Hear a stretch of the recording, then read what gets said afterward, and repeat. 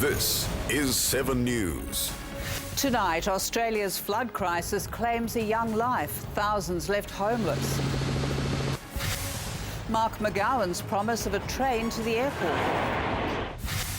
A shock for a BMW owner. His car crushed by a falling branch in Kings Park. And on board with the West Aussies given a rare sight of Antarctica. Mind-blowing. From the studios of 7 Perth, Susannah Carr. Good evening. The flood crisis in Queensland has claimed its fourth life with the death of a 3-year-old boy. He'd been crushed by a tree and died in hospital. Tonight, thousands of people are in evacuation centres, their homes underwater. Rick Ardon joins me from Brisbane. And Rick, so much heartache after the devastating floods of 2011. So let me start with some good news. Brisbane has been spared the worst. Nowhere near as bad as it was 2 years ago. But there are streets with homes and businesses inundated, and the massive clean-up operation is still to get underway. Further north in Bundaberg, it's a different story tonight. That town is underwater. 2,000 homes and businesses are flooded. Jeff Bruce reports. As darkness crept over Bundaberg, emergency crews battled on with the mission to keep people alive. In the past 24 hours, more than 400 have been lifted from danger by helicopter after the Burnett River burst its banks and swamped large parts of the town. The water hit fast. Robert Clowes held tight to his baby daughter. First helicopter trip, but can't complain, I suppose. She slept through the whole thing. Perhaps one of only a few who did sleep well. All night, Bundaberg was in trouble. The river was rising. The decision was made to evacuate the Bundaberg hospital. Beds lined a hangar at the airport. Surf lifesavers shuttled patients on baggage trolleys on the tarmac to a squadron of helicopters that would ferry them to Brisbane. For a lot of them, none of them have ever seen a helicopter, let alone fly in one. So that's a pretty scary thing. Nervous faces at evacuation centres around the city. The flood has forced many from their homes. I only left with what I had on and my cat. 400 flood refugees had arrived by 8 o'clock, but it was just the start. Trying to look after as many people as we can. It's massive. The fleet of helicopter crews worked around the clock.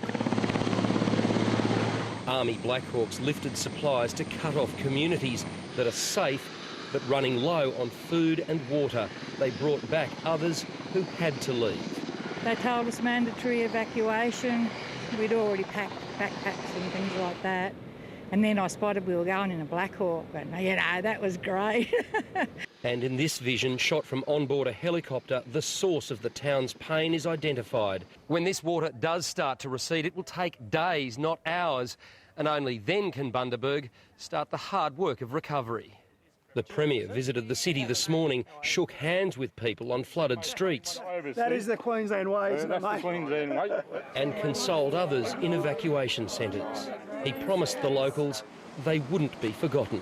The people of Bundaberg are in my mind constantly at the moment. They're already cleaning up in nearby Bargara after tornadoes and torrential rain that caused catastrophic damage. I just couldn't believe what had happened. It was just... it was awful. In Bundaberg, Jeff Bruce, 7 News. Rick, you've spent time with the people of Brisbane today. How are they coping with the second flood in as many years? So even some of those not as badly affected this time say they've had enough and they're planning to move. While they mop up and assess the damage and their future, they're facing an ironic challenge. Some parts of Brisbane are now in danger of running out of safe drinking water. Brisbane's main water supply today.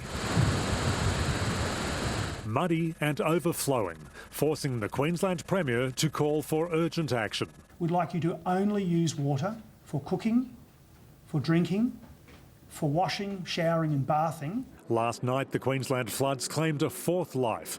A little boy, 3 years old, died in hospital, hit by a tree while out with his mother. 19 people died in the Lockyer Valley west of Brisbane in 2011.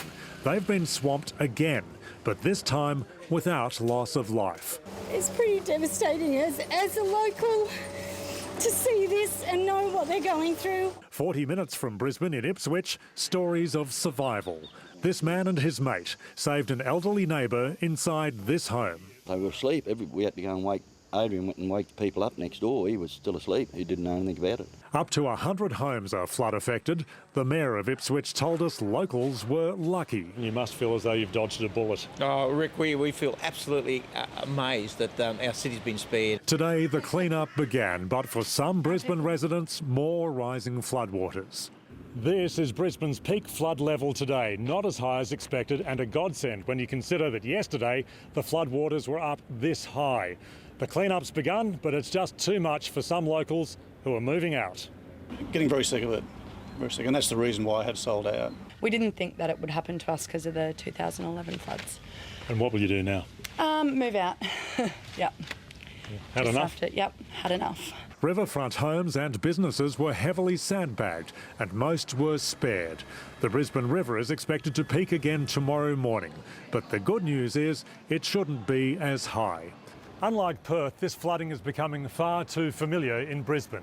In this street, it's flooded 4 times in the past 6 years. It's just part of Queensland weather, I suppose.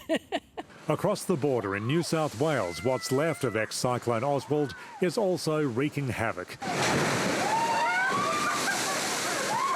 In Grafton, 2,500 residents have been ordered to flee as the city faces its biggest ever flood.